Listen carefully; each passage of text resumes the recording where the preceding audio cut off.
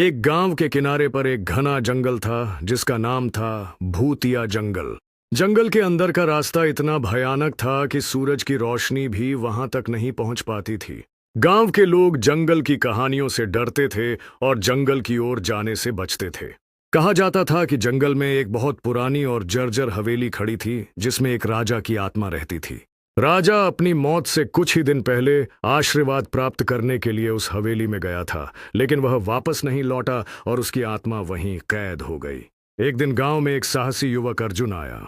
उसने गांव वालों से जंगल के बारे में सुना और उसने ठान लिया कि वह रहस्य की पड़ताल करेगा। अर्जुन ने अपने कुछ साहसी दोस्तों को इकट्ठा किया और उन सभी ने मिलकर जंगल में प्रवेश किया। जंगल में प्रवेश करते ही उन्हें भयानक आवाजें सुनाई देने लगीं। पेड़ों के पत्ते सरसराने लगे और ठंडी हवा उनके कानों में फुसफुसाने लगी। अर्जुन और उसके दोस्तों ने हिम्मत जुटाई और आगे बढ़ते रहे। जंगल की गहराई में एक रहस्यमय रोशनी उनके सामने आने लगी। अर्जुन और उसके दोस्तों ने हिम्मत जुटाई और आगे बढ़ते रहे। रात होते होते वे हवेली तक पहुंच गए। हवेली से एक अजीब सी रोशनी निकल रही थी। उस रोशनी को देखकर वे सभी समझ गए कि यहाँ कुछ अलौकिक है। उन्होंने हवेली के अंदर कदम रखा और देखा कि हवेली के अंदर का दृश्य किसी रोशन महफिल की तरह था।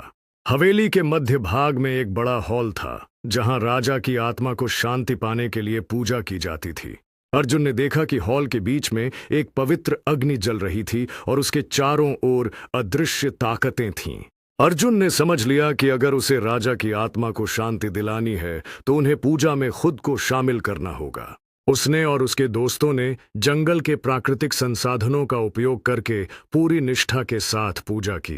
पूजा पूरी होने पर राजा की आत्मा प्रकट हुई और उसने अर्जुन और उसके दोस्तों को आशीर्वाद दिया। राजा की आत्मा मुक्त हुई और जैसे ही वह ऊपर आकाश की ओर बढ़ी, पूरे जंगल में एक अजीब सी शांति छा गई। गांव वाले जब ये दृश्य देखने के लिए जंगल की ओर दौड़े तो वे हैरान रह गए। उन्होंने देखा कि जंगल का अंधेरा नर्म हो गया था और पत्तियों की सरसराहट मानो किसी सुखद संगीत में बदल गई थी।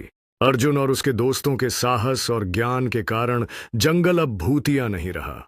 लोगों ने उन्हें अपना हीरो माना और भूतिया जंगल अब एक पवित्र जंगल के रूप में जाना जाने लगा।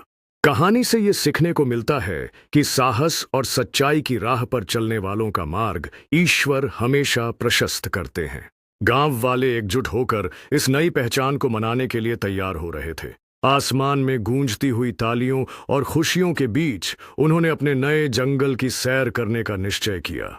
जंगल के मध्य में उन्होंने एक खूबसूरत तालाब देखा जिसमें पानी की चमक धूप में बिखर रही थी।